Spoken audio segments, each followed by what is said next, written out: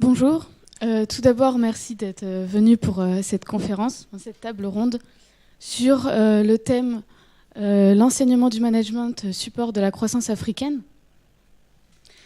Donc l'Afrique, qui est qualifiée par certains de continent plein d'espoir, avec une croissance économique déjà solide, donc de 6%, et qui à l'avenir devrait augmenter, mais qui doit toujours aujourd'hui faire face à des défis considérables, la pauvreté notamment.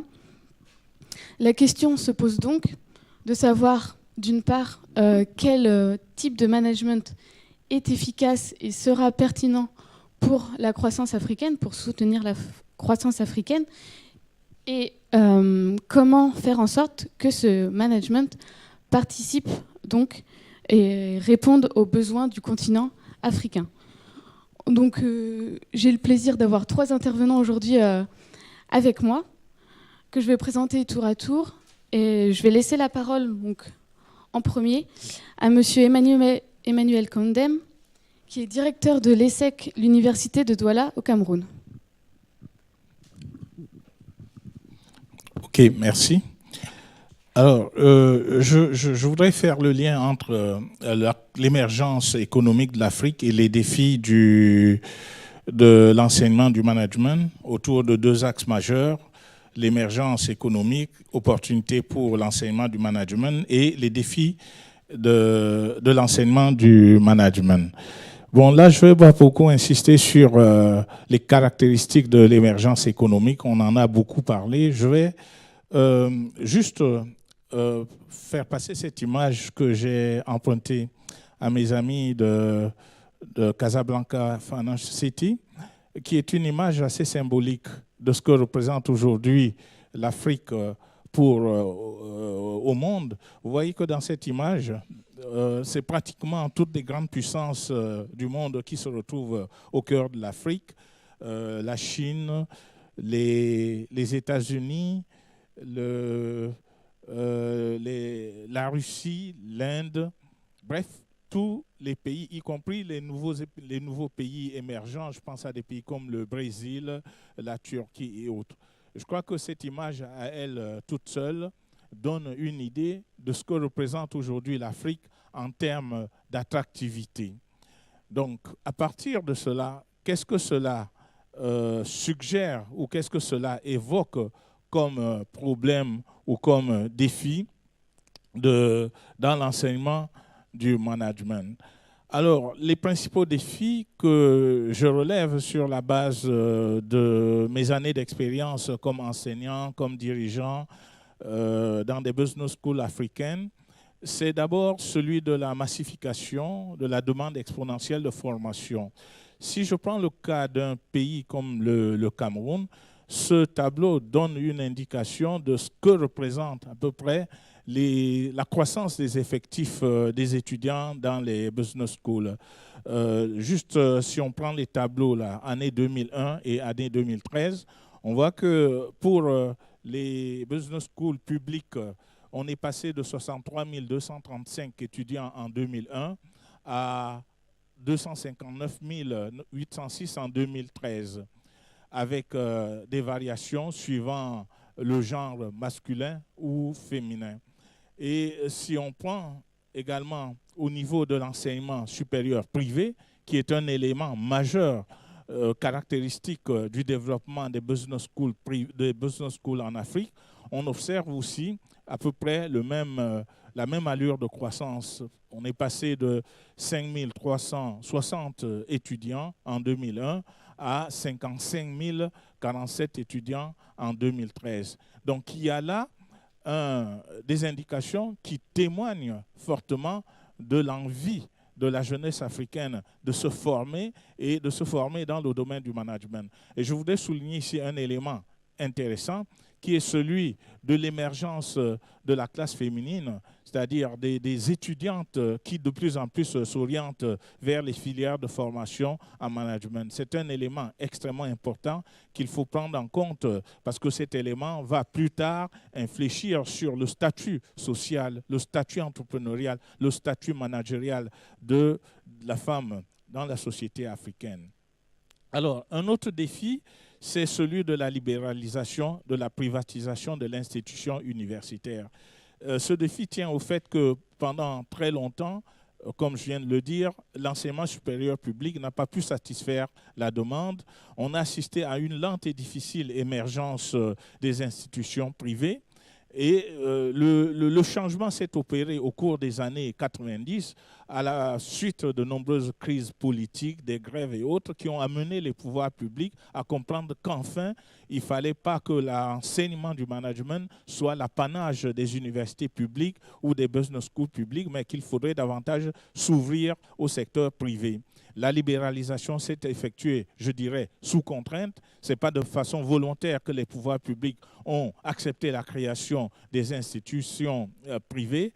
Et cela s'est expliqué essentiellement par le fait qu'il y a toujours une très forte tentation de contrôle des pouvoirs publics sur la formation, non seulement dans les business schools, mais de façon générale sur la formation dans les universités. Pour une raison simple, c'est que dans la plupart des pays africains, chaque fois qu'il y a eu des mouvements susceptibles d'ébranler le système politique, ces mouvements, très souvent, sont nés au sein des universités, ce qui fait que les universités et donc les business schools se sont retrouvés dans une situation de fort contrôle exercé par les pouvoirs publics.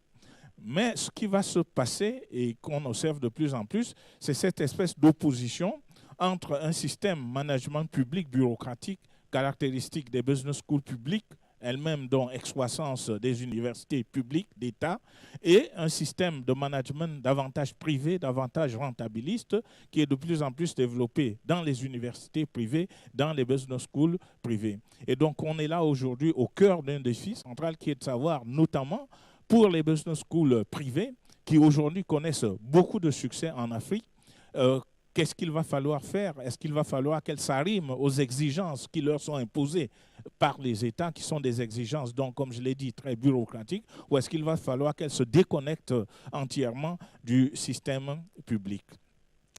Un autre défi qui me semble important de souligner est celui de la qualité et des accréditations.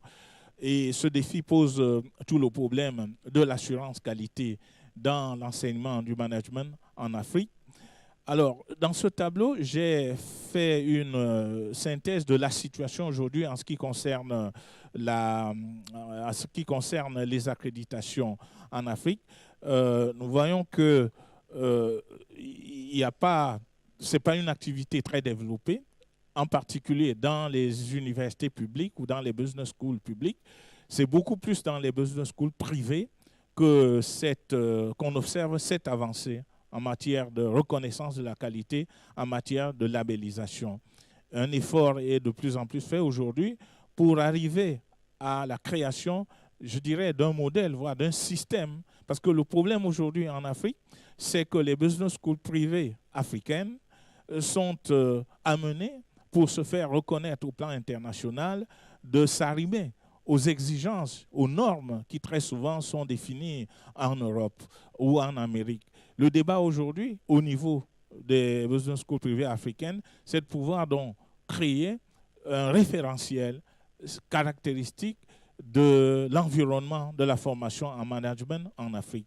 Et c'est ce qui est fait notamment à travers un certain nombre d'organismes majeurs comme le CAMES, le Conseil africain et malgache pour l'enseignement supérieur, qui est basé à Ouagadougou, qui travaille sur un projet de labellisation des institutions universitaires africaines. C'est ce qui est fait à travers l'Association of African Business Schools, à travers l'African Quality Assurance System et à travers l'INSEAM, dont parlera tout à l'heure Mohamed.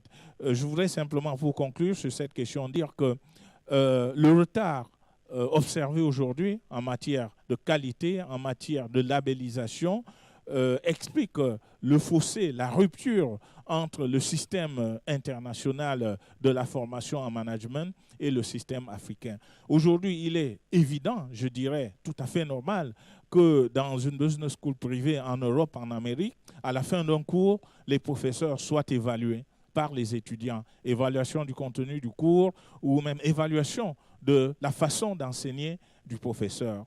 Ce n'est pas encore évident en Afrique aujourd'hui que des étudiants, qu'il soit demandé à des étudiants à la fin d'un cours d'évaluer leurs professeurs, d'évaluer le cours. Et personnellement, j'ai fait plusieurs tentatives dans mon école, l'ESSEC de Douala au Cameroun, et je peux vous assurer que ça n'a pas marché, ça a été un fiasco. Parce que les plus résistants à cette innovation, sont les enseignants. Mais plus intéressant, même les étudiants ne comprennent pas qu'on leur demande d'évaluer leur professeur à la fin du cours, parce que l'étudiant dit comment je vais évaluer le professeur, parce que j'attends du professeur qui m'apporte quelque chose, qui me forme, qui m'enseigne, et vous me demandez d'évaluer le professeur. C'est une situation anormale. Alors regardez, on demande à des étudiants d'évaluer leurs enseignements, leurs professeurs. Ce sont des étudiants qui se posent la question de savoir si ce n'est pas un piège qu'on leur tend en leur demandant d'évaluer les professeurs. Donc il y a toute une question, tout un cheminement à faire pour pouvoir changer la mentalité de nos étudiants. Un autre défi important est celui du réseautage et de l'internationalisation. Ce qu'on observe de plus en plus aujourd'hui, c'est cette délocalisation en Afrique des business schools européennes et américaines. Dans la plupart des pays africains aujourd'hui, on va très facilement retrouver un campus HEC Paris, un campus Harvard, un campus, etc., etc. C'est une bonne chose que de plus en plus des business schools européennes, américaines s'implantent sur le continent africain. Deuxième chose, c'est la très faible visibilité dans les classements internationaux des business schools africaines.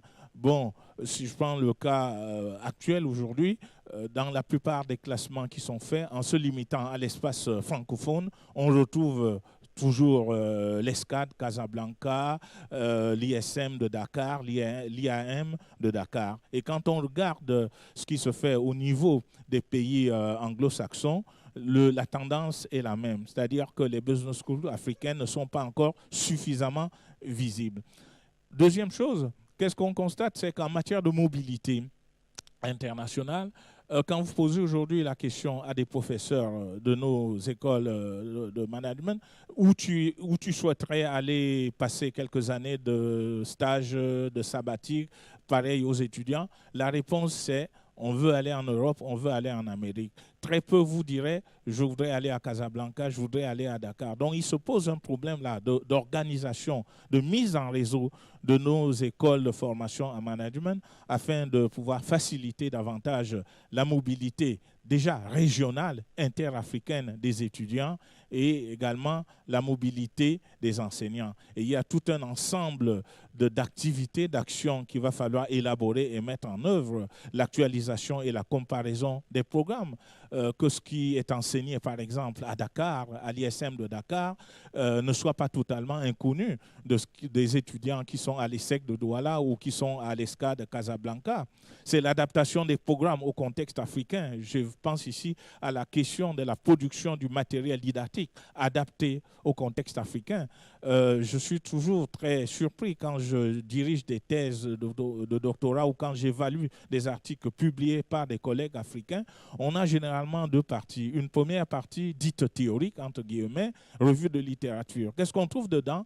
Essentiellement des productions scientifiques occidentales, nord-américaines, européennes. Deuxième partie empirique, et c'est là où on s'intéresse au continent africain. Donc je crois qu'il est important que de plus en plus dans cette partie dite théorique, qu'on retrouve pas mal de productions scientifiques faites en Afrique par des chercheurs africains, ce qui nécessite donc que les uns et les autres puissent savoir ce qui se fait dans leurs différents établissements. L'élaboration et le développement des programmes de recherche conjoints et la mobilité des enseignants-chercheurs, et également la question de la codiplomatie. Il est important aujourd'hui que les codiplomations au niveau du continent africain ne soient pas seulement des codiplomations nord-sud, c'est-à-dire business school européenne, américaine et business school africaine. Il est de plus en plus intéressant que ce soit également des codiplomations d'un pays à l'autre, entre le Sénégal et le Cameroun, entre le Sénégal et le Maroc, entre le Cameroun et la Tunisie, etc. Alors, le défi de la gouvernance institutionnelle, il s'agit ici de s'intéresser à l'implication du secteur privé, des milieux socio-professionnels dans l'organisation et le fonctionnement des business schools.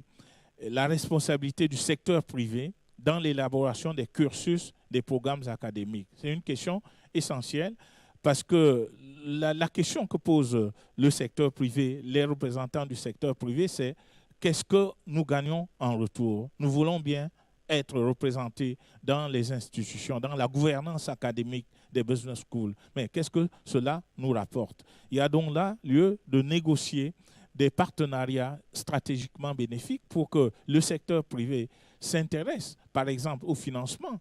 On a vu que le coût de la formation est extrêmement élevé.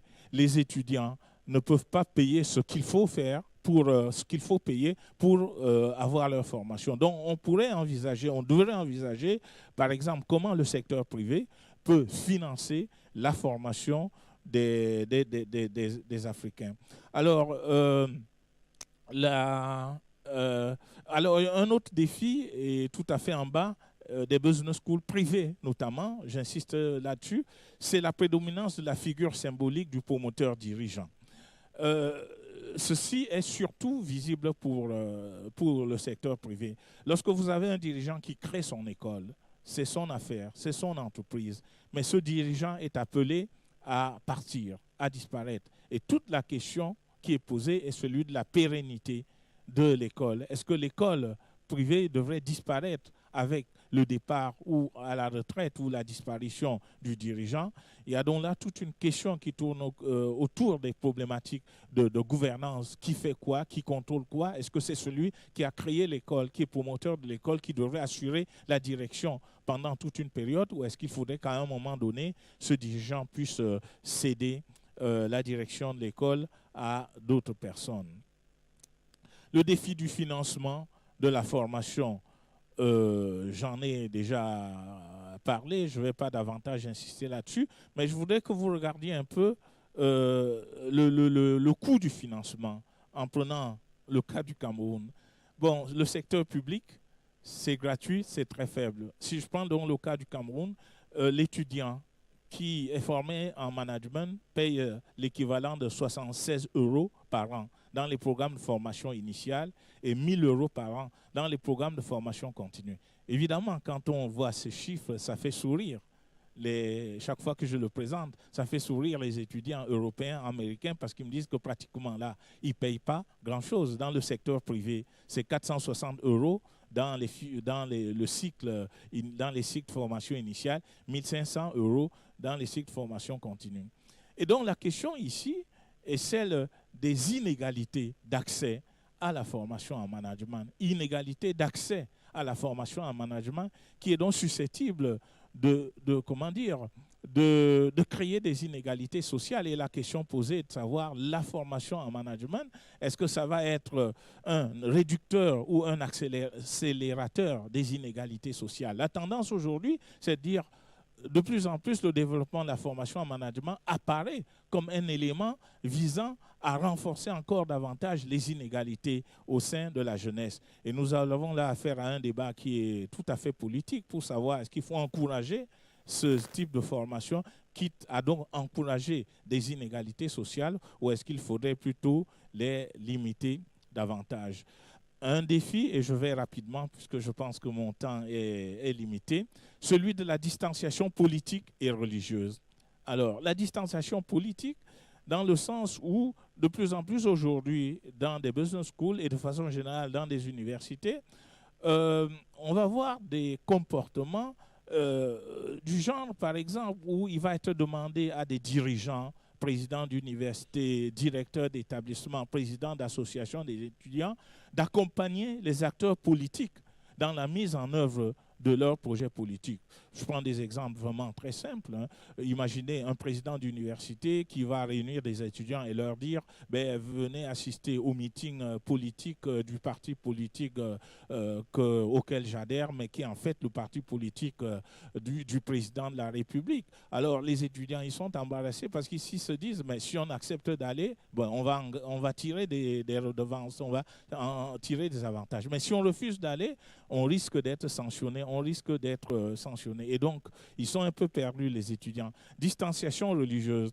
De plus en plus, les universités, les business schools deviennent un lieu de regroupement ou de manifestation comment dire, de comportement religieux. Le phénomène religieux, le fait religieux est aujourd'hui de plus en plus fort dans les institutions universitaires, que ce soit à travers le développement exponentiel des mouvements pentecôtistes, néo-pentecôtistes d'origine américaine, ou également à travers le développement des confréries religieuses musulmanes. Et donc, ce sont d'importants défis dans la mesure où il va falloir, tout en respectant les libertés des uns et des autres, veiller à ce que l'exercice de ces libertés ne puisse pas perturber la sérénité dans le fonctionnement des institutions universitaires. Merci de votre attention.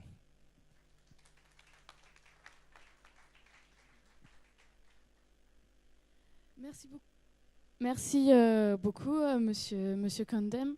Nous allons maintenant, je vais passer la parole à monsieur Abdoul Al-Fadia, conseiller du président de l'ISM, l'école de commerce à Dakar, qui va nous parler peut-être plus spécifiquement du cas de l'enseignement management au Sénégal.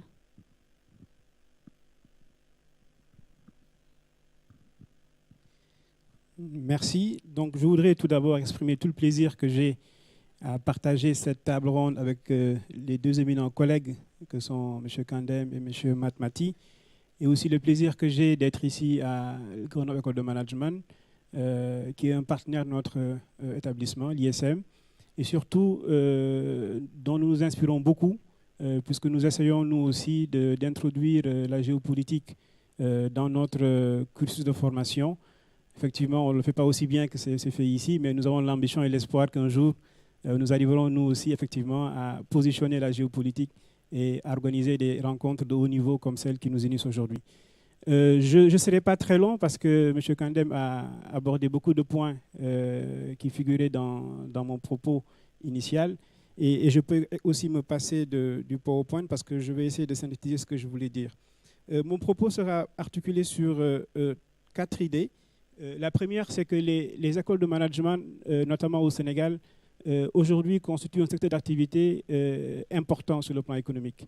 Et la deuxième idée, c'est que les écoles de management aussi ont introduit des ruptures et des innovations dans le management du système éducatif et également dans l'offre de formation, et que cela aussi, n'est-ce pas, du point de vue de la croissance économique, a eu un impact et des effets significatifs. Et enfin, je reviendrai sur quelques peut-être limites du modèle tel qu'il se produit aujourd'hui et éventuellement sur quelques axes potentiels d'amélioration ou de remise en question. Le secteur du management, les écoles de management en Afrique se développent beaucoup. Effectivement, la situation est contrastée selon les pays. Et il y a des pays comme le Sénégal, comme le Cameroun, comme le Maroc, où effectivement les écoles de management se sont particulièrement bien développées et au point d'attirer d'ailleurs beaucoup d'étudiants de la sous-région. Et si je prends le cas du Sénégal aujourd'hui, les écoles de management qui pour l'essentiel sont privées génèrent un chiffre d'affaires d'à peu près 20 milliards de francs CFA, soit environ 30 millions d'euros. Effectivement, ça peut sembler relativement faible comparativement à d'autres pays, mais rapporté un peu à l'économie sénégalaise, effectivement, ça nous renseigne sur le poids de l'activité générée par l'enseignement du management. À titre comparatif, le chiffre d'affaires des écoles de management représente 1,3 fois celui des industries textiles, 0,83% de l'industrie laitière et à peu près 27% du secteur de l'hôtellerie. Donc effectivement, ça nous donne un peu des ordres de grandeur sur le poids économique de ces écoles de management. Par rapport aussi au secteur, ou par rapport à l'emploi, c'est à peu près 1800 employés permanents. Là aussi, hein, c'est à peu près 0,6% de l'ensemble du personnel salarié permanent. Évidemment, ici, on se limite essentiellement au secteur privé et moderne. Effectivement, donc la contribution ici en termes d'emploi n'est pas négligeable. Il en est de même aussi par rapport à la masse salariale, puisque à peu près 10 milliards de francs CFA sont générés à ce niveau, ce qui représente là aussi 0,12% du PIB, ce qui effectivement est assez considérable.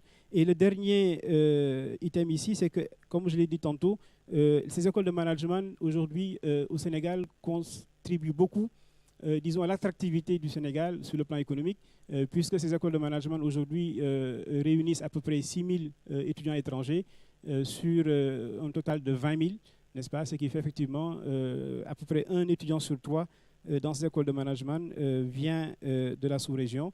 Ils viennent essentiellement de l'Ouest africain, hein, mais également de quelques pays, notamment du centre, par exemple le Gabon. Effectivement, il y a aussi des programmes de mobilité qui sont mis en place et nous essayons aussi effectivement d'attirer des étudiants qui viennent soit du Maghreb ou du Nord. Donc voilà le premier tableau concernant le poids économique des écoles de management et donc de l'enseignement du management. La deuxième idée que je vais développer ici concerne un peu les ruptures fortes que les écoles de management ont introduites à la fois dans l'offre de formation, mais également dans le management global du système d'enseignement supérieur. Et donc là, rappelé à la suite de M. Kandem, que ces écoles de management sont apparues en Afrique à partir notamment des années 90, suite à une déconnexion croissante qui a été constatée entre l'offre de formation, et en particulier celle du public, et les besoins du secteur productif, et en particulier du secteur privé national. Et par conséquent, ces écoles de management ont réussi à former des ressources humaines effectivement de qualité dont avaient besoin les entreprises et donc ont contribué significativement à la création de richesses au niveau national à travers la mise à disposition de ressources humaines de qualité. Et du point de vue maintenant de l'impact par rapport au management global du système, la plupart des ruptures ou des réformes que nous avons constatées au niveau de l'enseignement supérieur au Sénégal, les écoles de management ont souvent été à l'avant-garde, que ce soit la réforme autour de la professionnalisation, la réforme autour du LMD, la réforme autour de la mobilité et toutes les questions aussi relatives à l'accréditation et à la mise en place des systèmes d'assurance qualité interne. M. Kandem en a parlé tout à l'heure. Et là aussi, effectivement, les écoles de management, parce que souvent elles étaient arrimées à d'autres modèles, ont pu avoir un effet d'entraînement sur le public et donc ont contribué à ce niveau-là à l'amélioration globale du système d'enseignement supérieur. Troisième élément important aussi, sur lequel je souhaitais insister un tout petit peu, c'est que l'impact également des écoles de management a été accru par, disons, les modifications qui ont été constatées dans l'environnement global des affaires. Jusque dans les années 80-90, le secteur privé national était très peu développé en Afrique et en particulier au Sénégal. Et le modèle de l'homme d'affaires à succès était plutôt basé sur une forme de clientélisme politique, c'est-à-dire la capacité à nouer des contacts et à les entretenir avec le gouvernement et avec les pouvoirs publics. Et dans un nouveau contexte, effectivement, les règles du jeu ont eu tendance à beaucoup évoluer et où désormais, effectivement, la création de la valeur était une capacité importante, n'est-ce pas? On a constaté qu'il y a eu une modification des modèles de réussite qui désormais étaient fondés sur la capacité des entreprises à intégrer dans leurs équipes des managers efficaces et également en mesure, effectivement, de contribuer significativement à la création de valeur ajoutée. Et à ce niveau-là, effectivement, la contribution des écoles de management a été importante. Et cela explique qu'aujourd'hui, par exemple, si on fait un peu une photographie des secteurs d'activité dont la croissance a été la plus forte, ou des entreprises dont les modèles de croissance ont été les plus importants, on se rend compte qu'effectivement, en leur sein, n'est-ce pas, il y a une bonne part de diplômés qui sont issus des écoles de management. Et effectivement, donc, ça signifie que, de ce point de vue-là, les ressources humaines qui ont été formées par les écoles de management ont pu effectivement être à l'origine de success stories au niveau du secteur privé national. Maintenant, malgré tout ce que j'ai dit, il y a quelques améliorations possibles. Il y a aussi quelques remises en question qu'on pourrait envisager. Par rapport aux améliorations, le premier élément important à rappeler ici, c'est que les économies africaines n'ont pas connu la transformation structurelle qui était attendue. Je prends le cas d'un pays comme le Sénégal qui réunit à peu près 14 millions d'habitants. Au Sénégal, aujourd'hui, il n'y a que 10 000 entreprises. Effectivement, c'est extrêmement faible rapporté à la démographie du Sénégal, mais rapporté aussi à toutes les opportunités et à tout le potentiel, n'est-ce pas, en termes d'affaires. Et par conséquent, ce qu'on peut dire ici, c'est que le développement des écoles de management a faiblement impacté n'est-ce pas, sur la création d'entreprises et par conséquent sur la transformation structurelle des économies africaines. Et par conséquent, certainement, des efforts restent à faire du point de vue de la sensibilisation et de la formation par rapport à l'entrepreneuriat. Parce qu'il est vrai effectivement que de ce point de vue-là, tant que cette culture d'entrepreneuriat ne sera pas développée, il sera extrêmement difficile aux économies africaines, disons, de connaître cette transformation structurelle à laquelle appellent tous les plans de développement et toutes les stratégies aujourd'hui qui sont mises en œuvre dans ces pays. En ce qui concerne maintenant les remises en question, moi je crois qu'en partant de ces propos de Mandela qui disait que l'éducation au fond est l'arme la plus puissante pour changer le monde, je pense que les écoles de management africaines devraient aussi s'inscrire dans une réflexion axiologique sur elles-mêmes et également sur la croissance souhaitable pour l'Afrique. Et au fond, cela pourrait peut-être les amener à rejeter une forme d'isomorphisme institutionnel ou en tout cas d'uniformisation, n'est-ce pas, qui ferait que les écoles de management se ressembleraient partout au monde, hein, que vous soyez à Dakar, à Paris ou à New York, les contenus plus ou moins seraient les mêmes, les systèmes sur lesquels reposent les plans de développement seraient plus ou moins les mêmes. Et je crois qu'effectivement, de ce point de vue-là, il y a peut-être cette remise en question qu'on pourrait envisager sur le continent. Et je m'appuierai sur cela, sur les propos d'un collègue, Felwine Sarr, qui a publié récemment un ouvrage intitulé Afrotopia, dans lequel il nous dit ceci, je le cite, « L'Afrique n'a personne à rattraper, elle ne doit plus courir sur les sentiers qu'on lui indique, mais marcher prestement sur le chemin qu'elle se sera choisi. Son statut de fille aînée de l'humanité requiert d'elle de s'extraire de la compétition, de cet âge infantile où les nations se toisent pour savoir qui a accumulé le plus de richesses, de cette course effrénée et irresponsable qui met en danger les conditions sociales et naturelles de la vie. Sa seule urgence est d'être à la hauteur de ses potentialités. Il lui faut achever sa décolonisation par une rencontre féconde avec elle-même. » Et donc, ce que je retiens ici, c'est, n'est-ce pas, cette urgence d'être à la hauteur de ses potentialités. Et de ce point de vue-là, il y a plusieurs défis que les écoles de management en Afrique devraient relever. D'abord, l'Afrique, je crois, a besoin de plus d'acteurs de changement. Et par conséquent, les écoles de management, en tant qu'espace de formation des élites, ont une responsabilité historique particulière qui implique qu'elles ne doivent pas se contenter de dispenser des cours formatés sur les techniques de management, mais qu'elles devraient aussi cultiver auprès de leurs apprenants le jugement critique, l'esprit d'innovation, le goût du changement. Et c'est cela peut-être qui permettra d'envisager pour l'Afrique une voie qui est à la hauteur de ses potentialités. Le deuxième défi, c'est peut-être la préparation des futurs praticiens de façon à ce qu'ils intègrent davantage toutes les questions liées à l'éthique, à la responsabilité, parce qu'au fond aussi, je crois que le management est une profession qui doit également être menée dans le sens de l'intérêt général. Et effectivement, si on regarde un peu peut-être, disons, les paradigmes dominants dans les sciences du management, il est vrai peut-être que l'accent est davantage accordé aux intérêts de l'entreprise, des actionnaires. Et peut-être que de ce point de vue-là, peut-être que les écoles de management en Afrique devraient se donner comme mission de former davantage de responsables, de managers responsables. Et la responsabilité ici est entendue comme ce qui fait la fierté de l'homme libre. Et donc, je crois qu'un secteur comme le business, le social business, devrait être au cœur aussi des orientations dans les écoles de management. J'ai parlé tantôt du faible nombre d'entreprises au Sénégal. Et je crois qu'effectivement que l'orientation autour du social business permettrait non seulement de densifier le réseau ou le tissu d'entreprise, mais également de faire en sorte que le développement de l'économie et que la croissance ne soit pas seulement une croissance, disons, en termes macroéconomiques, mais qui effectivement bénéficie à la population à travers effectivement la prise en charge de besoins sociaux.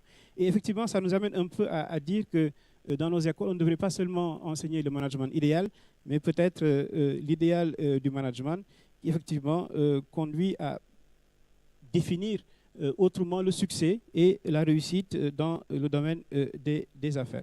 Donc voilà quelques points sur lesquels je souhaitais insister, en n'ayant pas été peut-être très explicite pour chacun des points que j'ai énoncés, mais dans les débats peut-être j'aurai l'occasion d'y revenir, et en vous remerciant une nouvelle fois pour votre attention.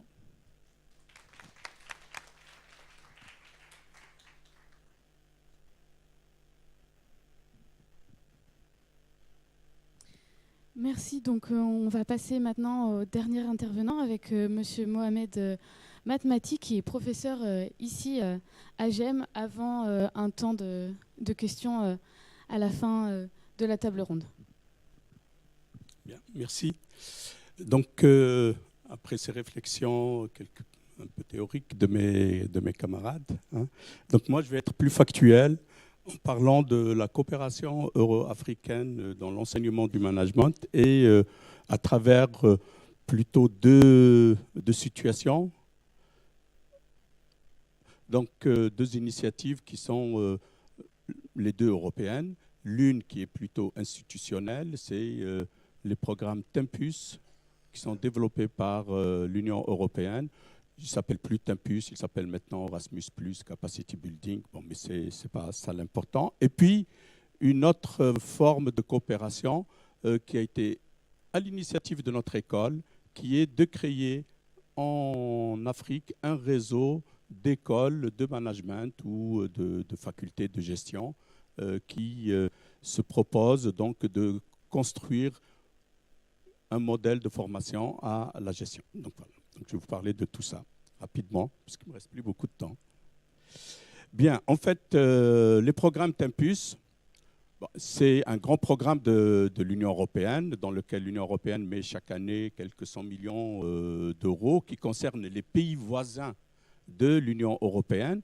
Donc, jusque-là, en ce qui concerne l'Afrique, ils ont profité surtout aux pays de l'Afrique du Nord. Mais depuis 2 ans, ce programme est ouvert à l'Afrique et d'ailleurs au reste du monde. Et l'objectif de ce programme, c'est de chercher la convergence entre les systèmes de formation, d'enseignement supérieur, qu'ils soient dans le management ou qu'ils soient dans d'autres domaines.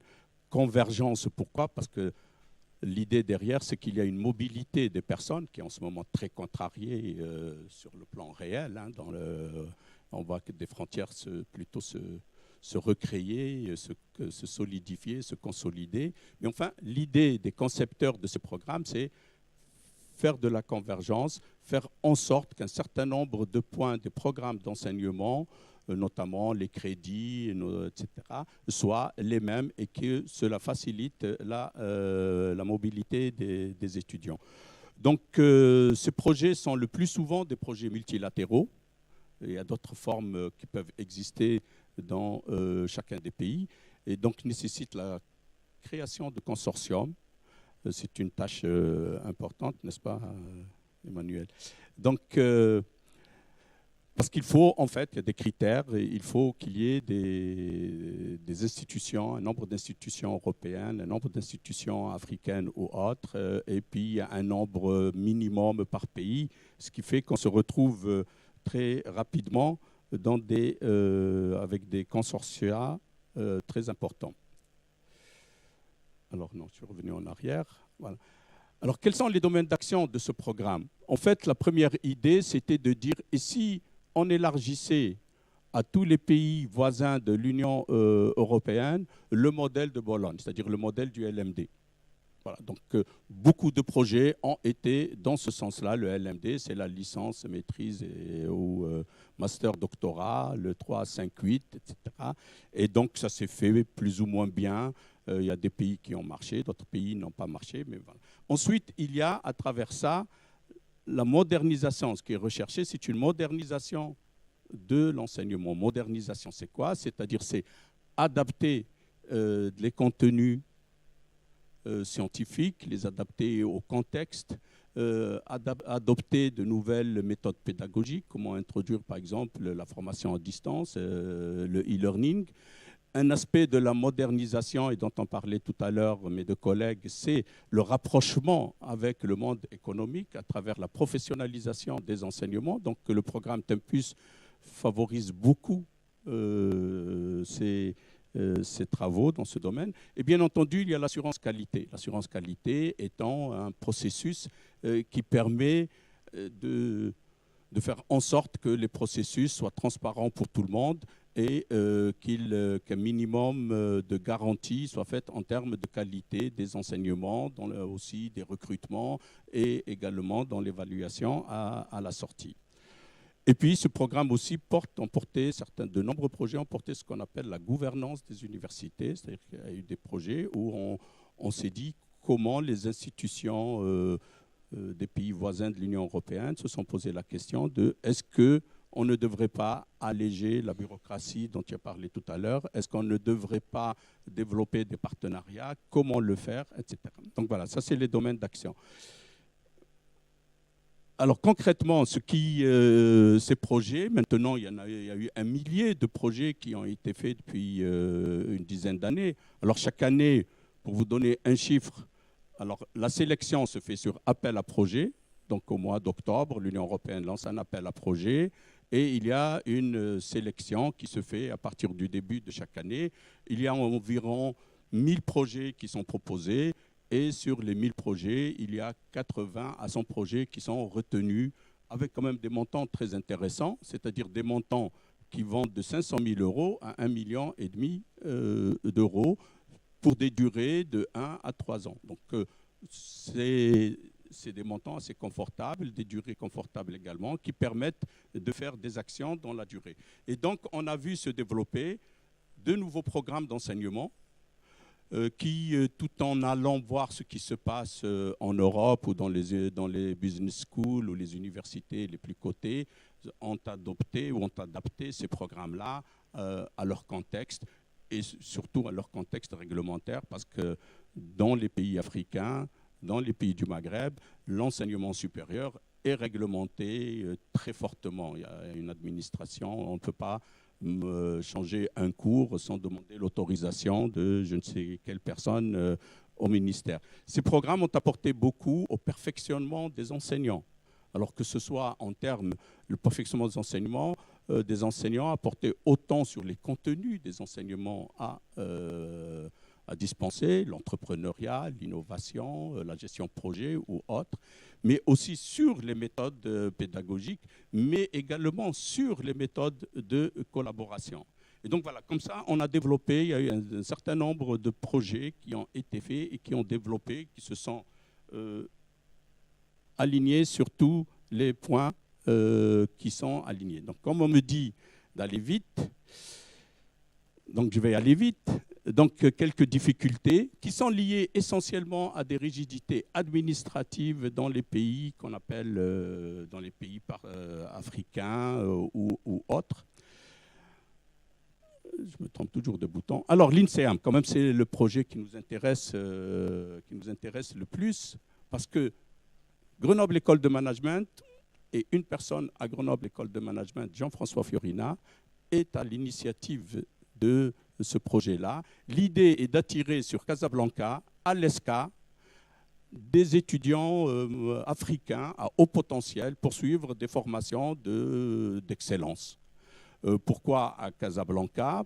Pour 2 raisons. Tout d'abord parce que l'ESCA est une école qui est montante et qui cherche à des accréditations. Actuellement, elle est candidate pour être accréditée à ACSB, etc.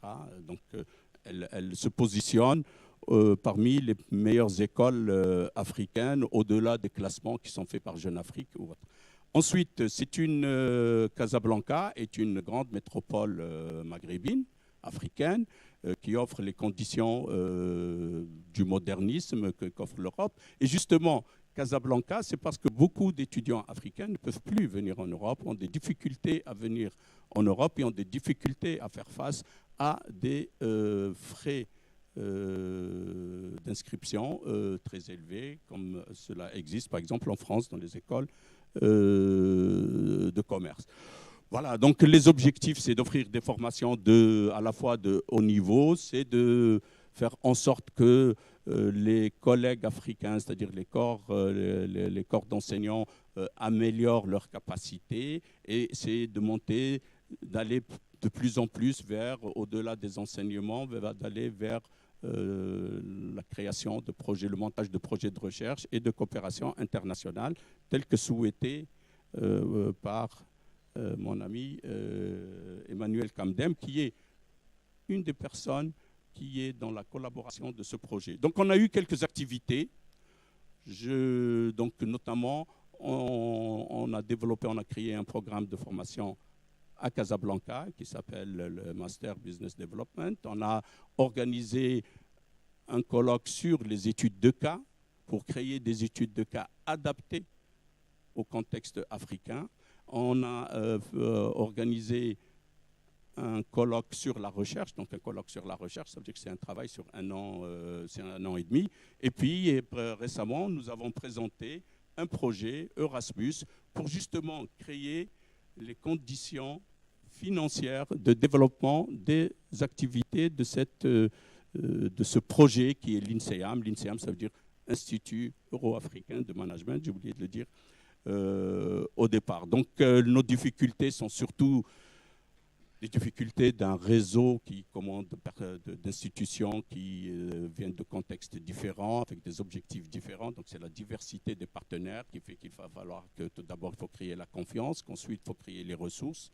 Et les problèmes après, un peu plus tard, c'est les problèmes d'attractivité des diplômes. Voilà, donc j'ai fait vite, parce que Emmanuel, tu as consommé le temps, toi.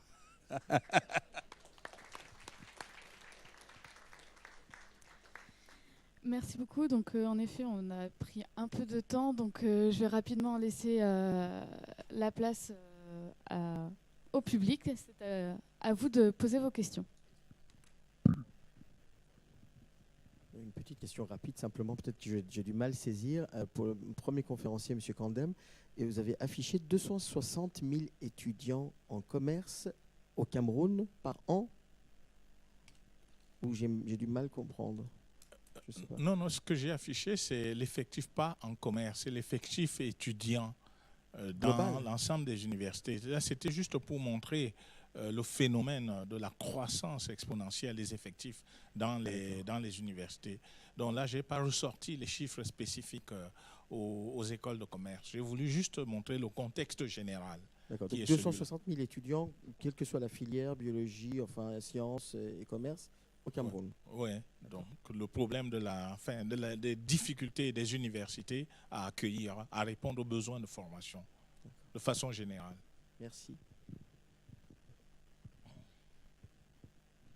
Merci pour les conférences. Concernant le programme Erasmus+, comment vous avez fait déjà pour réussir? Parce que je suis dans une association où on essaye depuis plusieurs mois de proposer un projet avec des pays d'Afrique francophone. Je crois qu'il faut être en partenariat avec d'autres pays européens. Donc nous, la difficulté a été de trouver, on était avec des Allemands, des Danois, des Italiens, entre nous en anglais, proposer quelque chose pour ensuite le retraduire en français avec le Burkina Faso pour mon cas personnel. Et ça n'a pas été validé parce que c'était pas, ils ont dit, assez pertinent pour les partenaires européens. Ils comprenaient la pertinence du projet en éducation aussi pour les Burkinabés, mais pas pour les partenaires européens. Donc je ne sais pas si vous avez passé plusieurs étapes ou si ça a marché tout de suite. Merci. Non, nous sommes en cours de... Nous avons déposé une candidature au 10 février, donc nous l'avons déposée. Et c'est en cours de sélection. Déjà, on a une première difficulté puisque la phase de sélection administrative, c'est-à-dire que le consortium soit éligible. Bon, je crois qu'on l'a passé. On nous a fait quelques observations, quelques réserves, mais que nous avons surmontées. Donc, effectivement, il faut partir des besoins. Les institutions européennes, il faut au moins de trois pays différents, elles sont là pour apporter leur savoir-faire et le partager avec les partenaires des autres pays. Et donc, la difficulté, c'est effectivement de trouver un certain nombre de partenaires. Il en faut au moins 2 pays. Il faut au moins 2 pays et 2 partenaires par pays. Donc, ça fait tout de suite des consortiums assez compliqués. Et il faut partir de leurs besoins. Alors, généralement, le point de départ, c'est qu'il y a des enseignants qui se connaissent, qui fréquentent des associations académiques, qui échangent entre eux et qui se disent « Ah, mais si on faisait ce projet ». Donc, ça facilite les choses. Nous, dans le cadre de l'INSEAM, il se trouve qu'il y a 5 ans, nous nous sommes réunis ici à Grenoble, une vingtaine d'institutions. Donc nous sommes allés les chercher comme ça sur Internet, certaines par téléphone, d'autres parce qu'on les connaissait. Et donc nous sommes allés chercher un financement auprès de l'agence, comment on appelle ça, universitaire africaine, qui a financé la venue d'une vingtaine de directeurs d'institutions ici à Grenoble. Et pendant 3 jours, nous nous sommes mis dans un brainstorming sur à la fois quels sont les besoins, qu'est-ce qui se passe, un état des lieux. Bon, et nous avons échangé. Et à partir de là, nous avons enclenché un processus d'activité. Donc des réunions, tout d'abord, nous avons institué des réunions périodiques. Ensuite, nous avons organisé un colloque sur la recherche. Donc, un colloque sur la recherche, c'est un travail au moins d'1 an et demi à 2 ans, parce que bon, il faut élaborer l'appel à com, il faut le diffuser, il faut sélectionner, etc. Et donc, au final, on a réussi à voir une vingtaine ou une trentaine de chercheurs à Paris, une fois, chez un partenaire parisien. Et tout cela était fait dans l'objectif à la fois de consolider, de faire un peu de maïeutique dans ce réseau, et aussi de comprendre quels sont les besoins. Quand on parle de management dans les pays africains, bon, souvent on parle de l'Afrique comme si c'était une unité. L'Afrique, c'est une très grande diversité. Donc, c'est souvent dans les livres, dans les articles, etc., on veut apporter un avis sur l'Afrique. Il faut pondérer ces avis-là, parce que entre l'Afrique du Sud et l'Algérie, il y a déjà 12 000 kilomètres, et il y a plusieurs peuples, il y a plusieurs religions, il y a plusieurs expériences, il y a plusieurs histoires. Et si vous prenez dans le sens est-ouest, c'est également la même chose. Donc, il y a un travail préalable à faire de constitution du réseau et de définition, d'identification des besoins, du besoin ou des besoins des partenaires, pas européens, mais des partenaires, dans ce cas africains. Les partenaires européens étant sélectionnés souvent par celui qui a pris l'initiative à partir de leur expérience. Nous, on a par exemple le HEC Liège, parce que j'ai des collègues à HEC Liège qui ont travaillé au Bénin, qui ont travaillé au Cameroun, qui vont faire des séminaires, qui ont contribué à l'intégration d'un certain nombre d'enseignants-chercheurs africains dans des associations académiques d'enseignants-chercheurs ici en France. Merci. Dernière question pour... Merci d'abord de la clarté, de la pertinence des exposés des différents conférenciers. C'est aussi un plaisir pour moi d'écouter M. Dia, mon compatriote de l'ISM, où je suis diplômé depuis une 12aine d'années. Ceci dit, ma question s'adresse à M. Dia. Est-ce que vous avez prévu, en termes de perspective, une mise en place d'une formation à distance ou e-learning, compte tenu de la taille du groupe qui, je parle sous votre contrôle, qui a un lycée d'excellence, une formation en enseignement supérieur de management, un doctorat et bientôt, comme vous l'avez dit, en termes de projet, une formation en relations internationales, parce que je pense que c'est important. Merci. Oui, merci pour la question. Ce que je peux dire rapidement, c'est que c'est vrai que nous sommes aujourd'hui dans une stratégie d'internationalisation. Nous avons aujourd'hui une dizaine de campus au Sénégal. Nous ne sommes pas seulement à Dakar. Nous avons maillé un peu le territoire national. Et donc, nous avons un peu contribué à élargir la carte universitaire au Sénégal. Et l'étape suivante, effectivement, c'est de s'internationaliser. Et à ce niveau-là, l'option qui a été prise, c'est d'ouvrir en réalité des sortes de learning centers dans les principales capitales africaines. Effectivement, de pouvoir à distance interagir avec des apprenants selon un modèle qui sera hybride en réalité, puisqu'il y aura effectivement une plateforme e-learning, mais également des séances de regroupement en présentiel qui permettront là aussi de développer certaines interactions. Concernant aussi la diversification, elle prend en charge aussi d'autres dimensions. L'ISM est né comme une école de management, mais aujourd'hui, elle a une école de droit, elle a une école d'ingénieurs.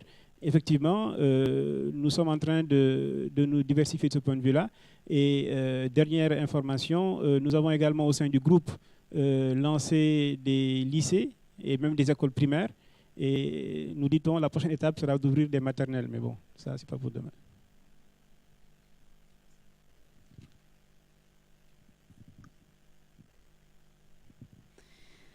Très bien, merci. Je suis désolée, ça va être la fin de cette table ronde. Merci aux intervenants d'être venus et puis merci à vous. Je vous invite tout de suite à aller à la séance de dédicace de Monsieur Kandem qui se déroule juste après à l'espace librairie au rez-de-chaussée.